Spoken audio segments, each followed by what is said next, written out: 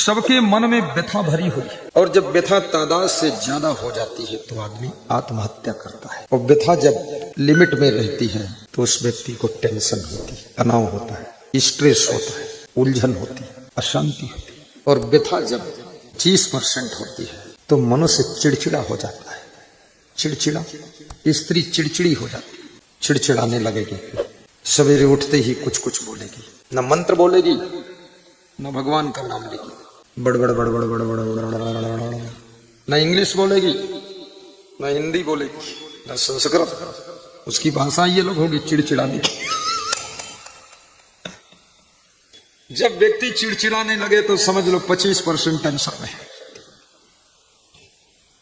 जब बार बार क्रोध करने लगे, गुस्सा करने लगे तो 50% वो तनाव में पहुंच गया है। और जब नींद कम आने लगे तो समझ लेना 75% स्ट्रेस में है। स्ट्रेस यानी विशेष तनाव है, तो सोचता रहता है, तो ऐसा सोचता है जिसका कोई हल ही नहीं, उसी में दिमाग घूमता रहता है। शरीर सो रहा है लेकिन उसका माइंड जाग रहा है, सोचता रहता है। और जब 100% जिसको 100% चिंता हो गई फिर उसे चिंता कहते हैं। और जिसके मन में चिंता हो गई और 100% पर चिंता पहुंच गई वो अर्ध विक्षिप्त हो जाता है, आधा पागल। और जिसकी चिंता घटती बढ़ती वो आधा पागल होगा। जिसकी चिंता और बढ़ रही है, 100% के ऊपर भी जा रही है, फिर उसको नींद आती ही नहीं है और पूरा पागल जैसा रहता है, बदसूरत हो जाता है और धीरे धीरे बेहद बीमार हो जाता है। उसी को लकवा अटैक, उसी को हार्ट अटैक, उसी को भयंकर शुगर, और उसी को liver infection, kidney infection, lungs infection, नाना प्रकार की बीमारियां लग जाती हैं। इसलिए व्यास गादी निवेदन कर रही है, तुम बीमार मत होइए, तुम रोगी मत बनिए, क्योंकि रोगी हो जाओगे लोग तुम्हें हॉस्पिटल ले जा सकते हैं, लोग तुम्हारे इलाज में पैसे लगा सकते हैं, लेकिन तुम्हारी बीमारी का दर्द, बीमारी का दुख, बीमारी की पीड़ा तुम्हारे परिवार का खास सदस्य भी 1% भी बांट नहीं सकता है। इसलिए कृपया थोड़ा शरीर को भी आराम से रखिए। किसके लिए इतना मर रहे हो, किसके लिए इतना भाग रहे हो, किसके लिए नींद नहीं ले रहे हो? पत्नी भी समझाती है सो जाओ, चिंता मत करो, पति भी समझाता है इतनी टेंशन मत लो, सो जाओ आराम से, बेटे भी कहते हैं अरे पिताजी सो जाओ, हम तो अब है ना काम करेंगे। लेकिन तुम जैसा मूर्ख आदमी किसी के समझाने से भी समझता नहीं है। बैल भी सो रहा है, भैंसा सो रहा है, बकरियां सो रही हैं, चिड़िया सो रही हैं, कीड़े मकोड़े सो रहे हैं, लेकिन तुम अज्ञानता के जाल में फंस करके, माया के गुलाम बन करके ठीक से सोते नहीं हो। इस दुनिया से क्या लेकर जाओगे? जय हो। जोर से ताली, जोर से ताली बना। जय हो। तालियां कमजोर क्यों है? इसके पीछे भी टेंशन ही काम कर रही है। तालियां तो तब बजती है जब अंदर मस्ती हो। आदमी तभी थिरकता है जब उसको मस्ती आती है। जे तभी बोलता है जब अंदर सब बकवास भूल जाता है। नींद तभी अच्छी आती है जब सारा संसार तुम्हारे मन में भूल जाता है, तुम सो जाते हो। तुमको मैं भुलाने के लिए भी आया हूं, 2 दिन में सब संसार भुला दूंगा। और तुमको कुछ मैं याद दिलाने भी आया हूं, तुमको तुम्हारी परम पवित्र जो आत्मा है, जो पावन परमात्मा है, उसकी याद कराने भी आया हूं। उसको याद करो जिसके बिना जीवन ही नहीं। उसको भूल जाओ जो जीवन जीने में भी बाधा डाल रहा है। कभी डिप्रेशन में भी मत रहना। डिप्रेशन क्यों? मैं अभी रथ पर बैठकर आया। कौन सा रथ था ये पता नहीं, लेकिन घोड़ा था। घोड़ा खींच रहा था, मैं बैठा था, मेरे 2 शिष्य बैठे थे। मैं शिष्यों को बिठा लेता हूं, क्योंकि घोड़ा कभी कूद जाए तो हमारा शिष्य संभाल ले। होशियार बनो। गिर गए तब ढूंढ रहे हो सहारा, ये अज्ञान है। गिरने से पहले ही कंधे का सहारा ले लो। माताएं सासियां भी होशियार हो जाए। मरने से पहले अपनी बहू को कंप्लीट कर दो, अपने बेटे को कंप्लीट कर दो, और उसके कंधों पर भार धीरे धीरे डालो, बोझा। क्योंकि भार कोई लेना नहीं चाहता है। हर व्यक्ति इतना वजन हो चुका है कि भजन बंद हो चुका है। कितने लोगों पर तो इतना लोड है, ओवरलोड है, कि स्नान भी बंद है। किसी किसी दिन स्नान ही नहीं होती है, ऐसे ही खा लेते हैं। बड़ी हालत गंभीर है। असली सत्संग यही है, महाभारत यही है, रामायण। भगवान राम से क्या सीखा तुमने? रोज गाते हो रघुपति राघव राजा राम, और शाम को कहते हो पता न पावे सीता राम, और रात हुई तो 200 ग्राम, और रघुपति राघव राजा राम पी लो। उसके बाद चलो अपने ग्राम। रघुपति राघव राजा राम बेईमान कहीं का। ताली बजाकर हंसो। ऐसा हंसाऊंगा बेशरम बना दूंगा सबको। संकोच में बैठे बैठे सब मुंह फुला फुला के, यहां कोई मृत्यु संस्कार करना, यहां कौन दुख? कोई है वही जो राम रची राखा, को करी तर्क बढ़ावे शाखा। फालतू बकवास। खेत में बीज बोना, फसल की सिंचाई करना, पानी पिलाना, दवाई डालना, रक्षा करना, इतना तो तुम्हारे हाथ में है। लेकिन ओले गिरना ये तुम्हारे हाथ में नहीं है कि तुम ओले रोक दो, ये तुम्हारे हाथ से बाहर है। जब हमारे हाथ में सब कुछ नहीं है तो टेंशन किस काम की? मूर्खता ही। दुकान खोलना, सामान रखना, बेचना, ये तुम्हारे हाथ में, करो। लेकिन शाम को कितना फायदा होगा ये तुम्हारे हाथ में नहीं। फालतू चिंता मत करो, सब हो जाएगा। सबसे पहले अपने मन को संभालो। नंबर 2 अपने शरीर को संभालो। नंबर 3 अपनी आत्मा को संभालो। उसके बाद फिर बिजनेस संभालो, व्यापार संभालो, खेती संभालो, पशु संभालो, फिर परिवार भी संभालो, फिर पत्नी संभालो, पति संभालो, बेटा संभालो, बेटी संभालो, बहू संभालो, पोता पोती संभालो, पड़ोसी संभालो, रिश्तेदार को संभालो, फिर अपनी गाड़ी भी संभालो, फिर लाड़ी को संभालो, फिर साड़ी संभालो, फिर नाक की नथुनी, गले का हार भी संभालो। संभालना यदि आ गया तो जिंदगी मुस्कान में बदल जाएगी। और जो खुद को नहीं संभाल सके, अपने मन को नहीं संभाल सके, अपनी आत्मा को नहीं संभाल सके, अपने शरीर को नहीं संभाल सके, वो दुनिया में कुछ नहीं संभाल पाएंगे। मूर्खता में, टेंशन में मर जाएंगे। संभालना से मैं इसीलिए खुश रहता हूं। मैं जानता हूं ये सब श्री राम जय राम जय जय राम कुछ होने वाला है नहीं, अपने बस का कुछ है नहीं। जो बोलता है रथ में बैठो तो बैठना पड़ता है। हम कितना नाना नाना कहें, चाहे मामा मामा कहें, लोग बिठाई देते। हम बोलते हैं अरे 12 बजे सत्संग, 2 बजे होता तो ठीक, अरे शोभा यात्रा है, चलो। आप स्वतंत्र कहाँ हो? आपका सारा कार्य आपके हाथ में कहाँ है? जिंदगी जुड़ी हुई है। This is joint is life. ये जिंदगी आपकी सबसे जुड़ी है, ऑल वर्ल्ड से जुड़े हुए होते। यूक्रेन में युद्ध शुरू हो जाए, यहां पर डीजल और पेट्रोल प्रभावित हो जाता है। ईरान और अमेरिका में युद्ध हो जाए, यहां पेट्रोल के दाम बढ़ जाएंगे। याद रखना, तुम्हारे मायके में कुछ हो जाए, मायके में तुम्हारी पत्नी के मायके में कुछ हो जाए, क्या हो जाए, कुछ हो जाए, और जो कुछ हो जाए मैं नहीं बताऊंगा ये हो जाए वो हो जाए, कुछ हो जाए यानी कुछ गड़बड़ हो जाए तो तुम्हारे घर में भी डिस्टर्ब शुरू हो जाए।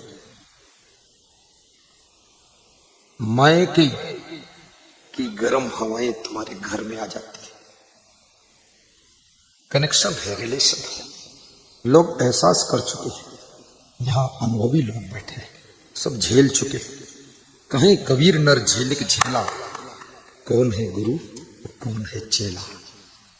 हर आदमी अकेला है, साथ में मेला है, मेला संभाल ना पाओ तो रोज नया नया झमेला है, झंझट।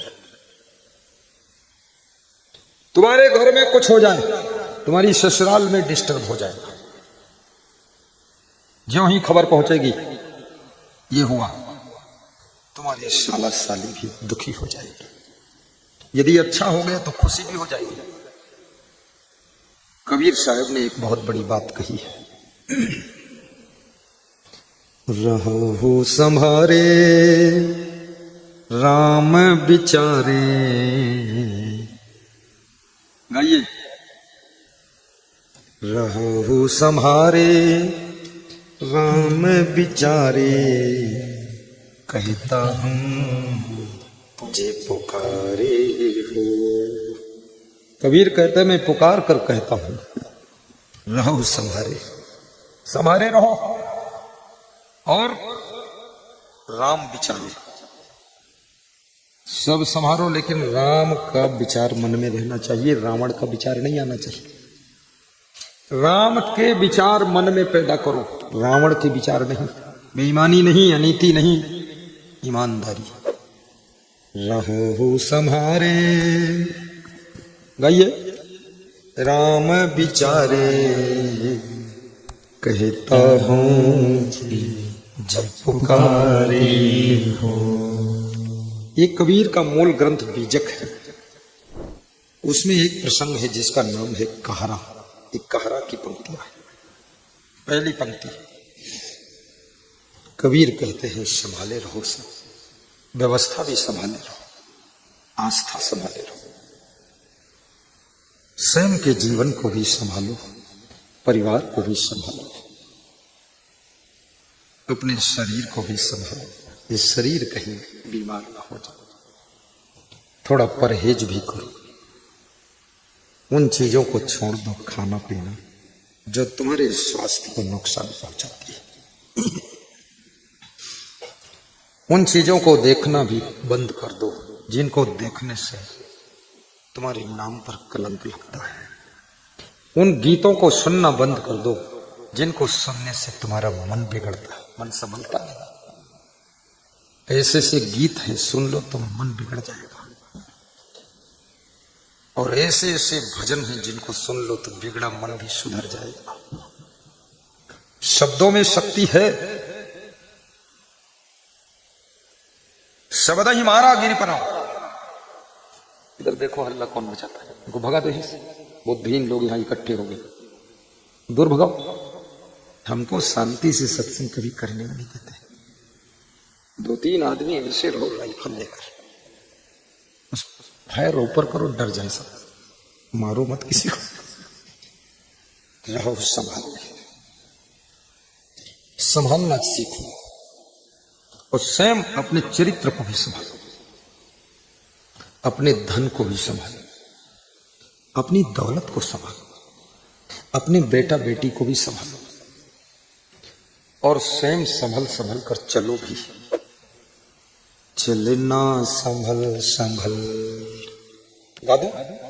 एक लाइन है, मैं ज्यादा गाता नहीं, गाता इसलिए नहीं, तुम अपने घर में जाकर गा लेना। मैं जो सुनाऊंगा नई व्याख्या सुनाऊंगा, इसलिए कम गाता, लेकिन इसलिए गा देता हूं। किस लिए गा देता हूं? गा देता हूं इसलिए गा देता हूं, और किस लिए गा देता हूं?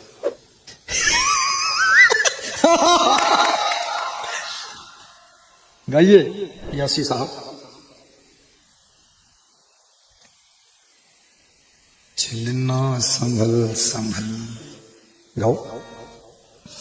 चलना संभल संभल कर। ओ बाबा छोड़ो लिखना पढ़ना, सत्संग सुनो। तुम भी यार नौटंकी फंसे, दिन भर गाय चरावत हो, गोबर ढोवत रहे, दूध पिए बिरिया हो, मूड झुकाए लिखा। तो मुंह मत लिखो महाराज जी, कुछ मत लिखो। ये झारखंड की महात्मा है, इनसे मैंने कहा अच्छा लग रहा है। बोले सत्संग सुन सुनकर मन भरता ही नहीं है, जब मन भरेगा तभी घर जाऊंगा। तुम रोज नया सुनाते हैं गुरु जी। भगत है, मैंने कहा तेरा मन भरने ही नहीं दूंगा, कुछ लिखा पढ़ी मत करो, प्रवचन सुना। तुम भी ए बाबा तुम मानते कि तुम दूर बैठो इससे, ये खुराफाती आदमी है। कुर्सी छोड़ो, लिखना ही नहीं। सबका नाम ठीक है और क्या उसमें फालतू लिख लिख कर यहाँ पर्ची भेजोगे, सत्संग बिगड़ जाएगा।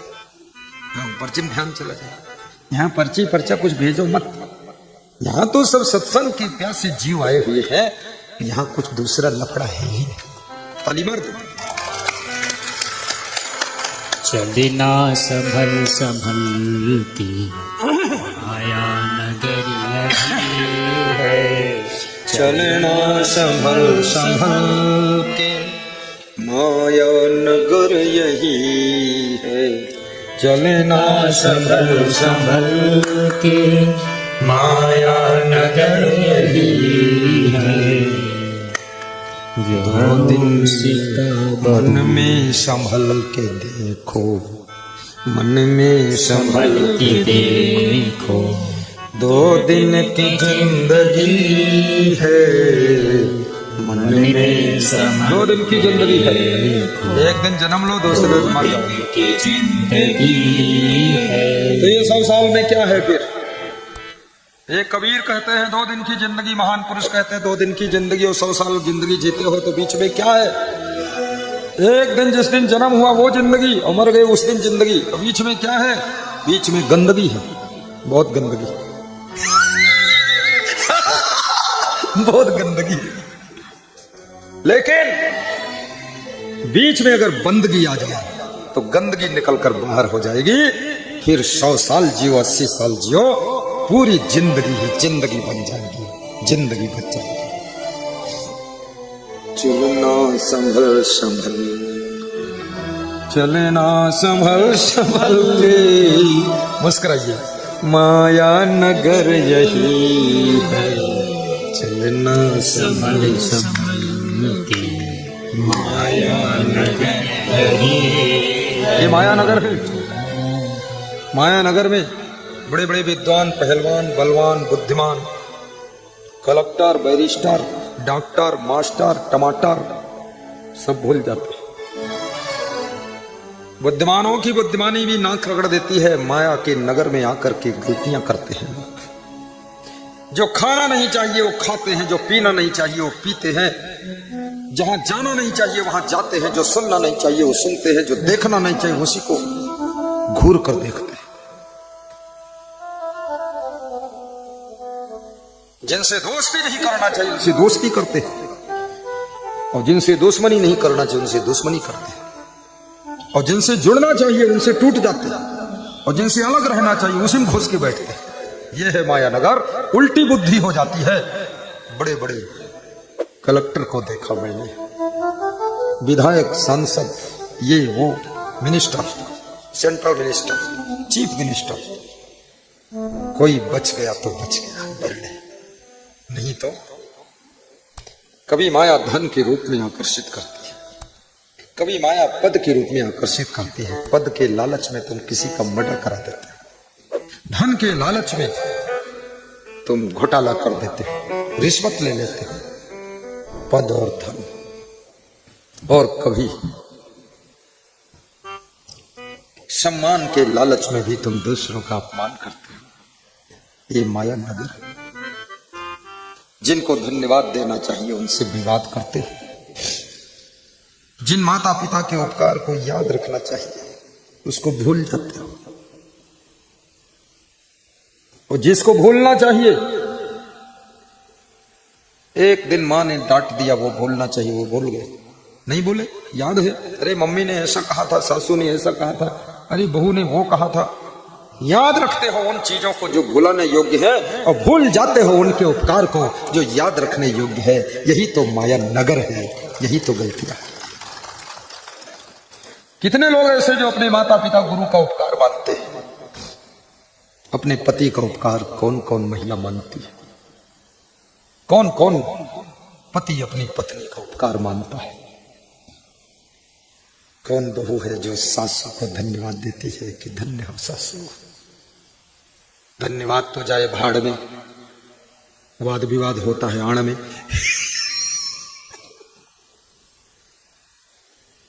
हमारा क्या कर्तव्य है?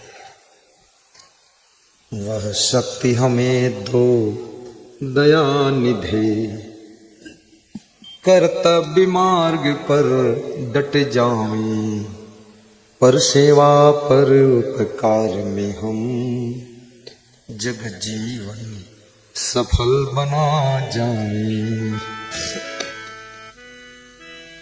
पर सेवा, गौ सेवा, गुरु सेवा, माता पिता की सेवा, अतिथि सेवा, ग्राम सेवा, राष्ट्र सेवा, पंछियों की सेवा, स्त्रियों की सेवा, बच्चों की सेवा, माँ बाप की सेवा। सेवा ही वह सीढ़ी है जिस पर चल करके तुम उन्नति और शांति की मंजिल को प्राप्त करते हो। सेवा, सेवा का भाव जागृत करो। बिना लालच के सेवा, बिना कामना के सेवा। सासू की सेवा करो, लेकिन ये लालच मत रखो कि सासू के कान के कुंडल हमको मिलेंगे, गले का हार हमको मिलेगा, सोने का अंगूठी मैं पाऊंगी। अरे जाने दो अंगूठी और हार और कुंडल। सेवा का फल इतना हुआ, इतना बड़ा फल मिलेगा। तुम एक कुंडल के लिए कामना करते हो, सेवा करते रहो। कुंडल तो कुंडल, 250 ग्राम का वजन सोने का हार मिलेगा। सेवा करो। और सोना चांदी रुपया गड्डी नोट, इनसे भी जो शांति नहीं मिलती है वो तुमको सेवा से मिलेगी। सेवा से शांति मिलती, प्रसन्नता मिलती, खुशी मिलती। बड़े भाई की भी सेवा करता, छोटा भाई कमजोर हो थोड़ी कभी कभी मदद करता हो। और मददगार रहता सभी का वो हरदम मदद। बलवान सिंह खड़े हो, रेंजर साहब है, शीलवानी से आया। ताली मार दो मेरा परम गोरखपुर, बहुत बड़ा सत्संग कराया है।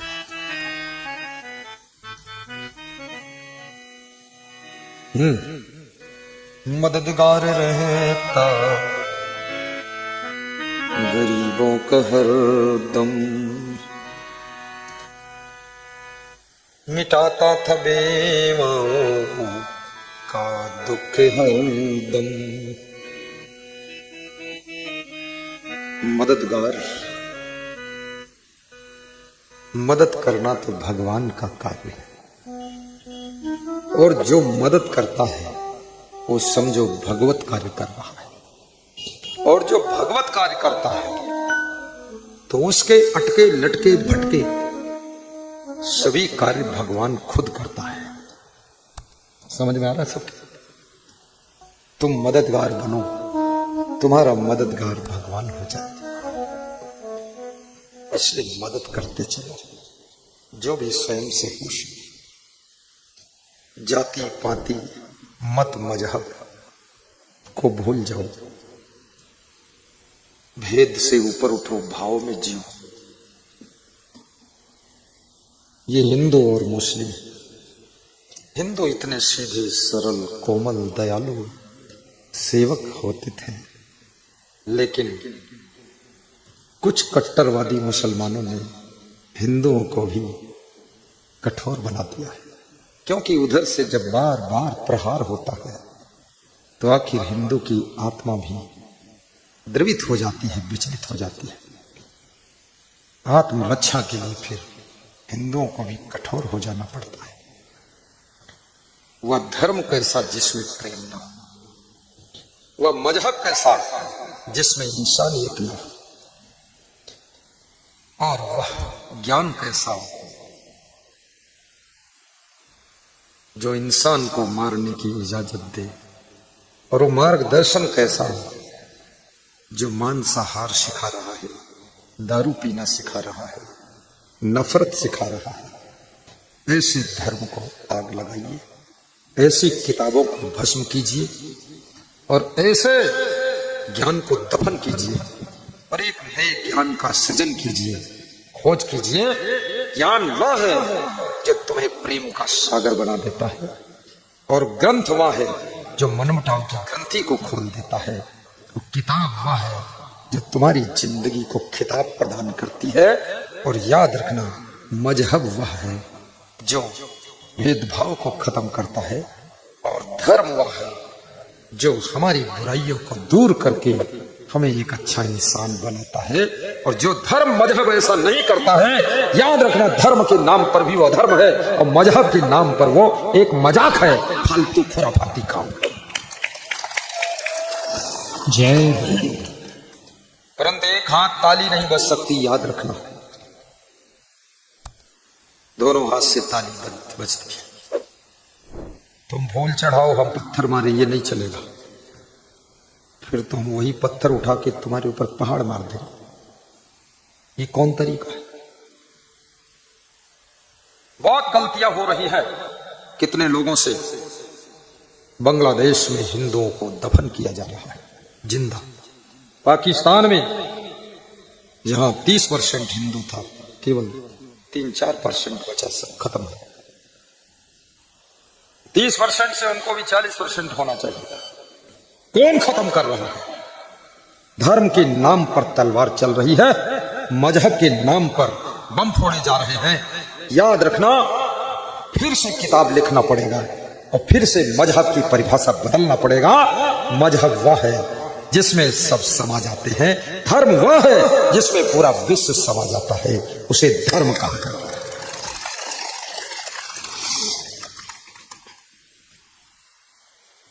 मुश्किल ये है प्रवचन।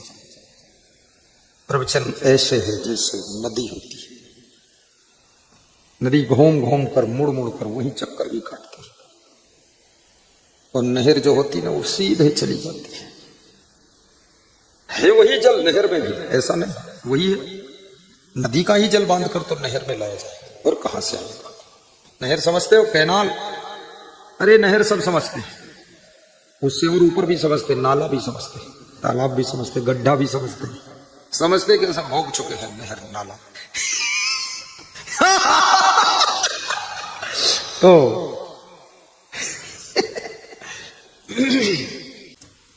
बढ़ा लो कुर्सी, हाँ साइड पड़ रहा, इधर वाले उठ के उधर बैठ जाओ, कुर्सी खाली, होशियार बनो। हाँ इधर मुंह ही नहीं दिखाते पाछे।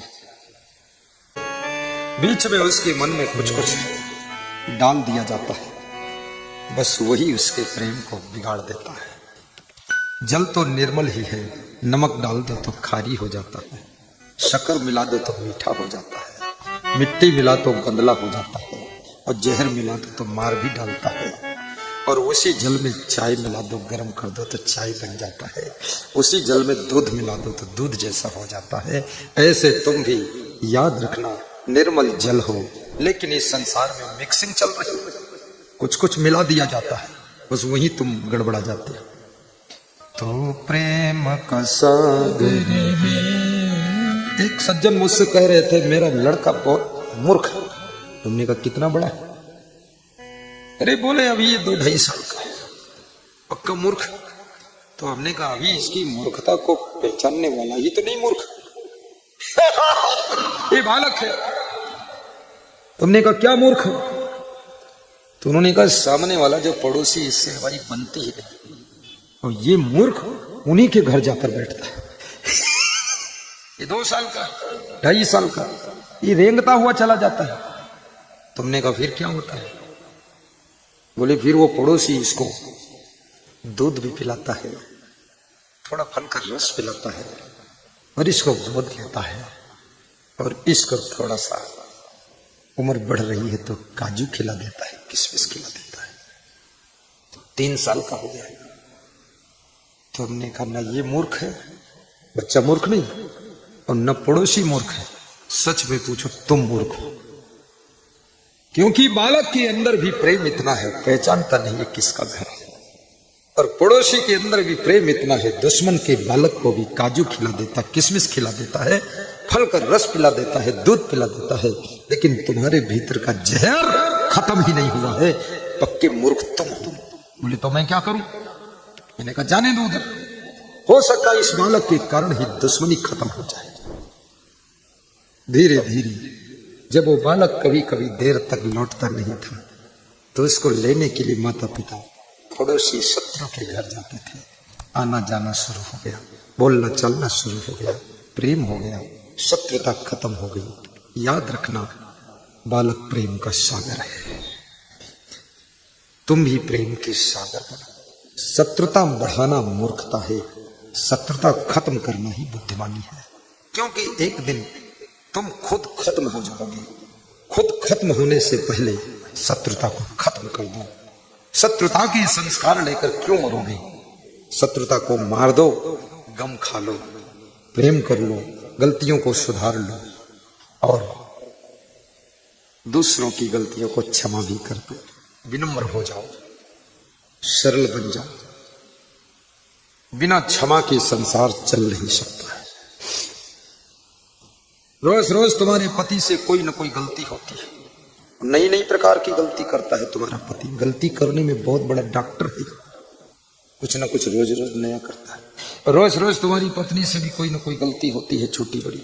और कितने लोग तो ऐसे हैं रोज वही गलती करते हैं जो कल किया था, जो परसों किया था। 20 साल से उसी गलती को दोहराते हैं लोग, और तुम क्षमा ना करो तो उसी दिन रिश्ता टूट जाएगा। इसलिए याद रखना, क्षमा का भाव रिश्तों को मजबूत करता है, जोड़ कर रखता है। इसलिए क्षमा लेकर के चलिए।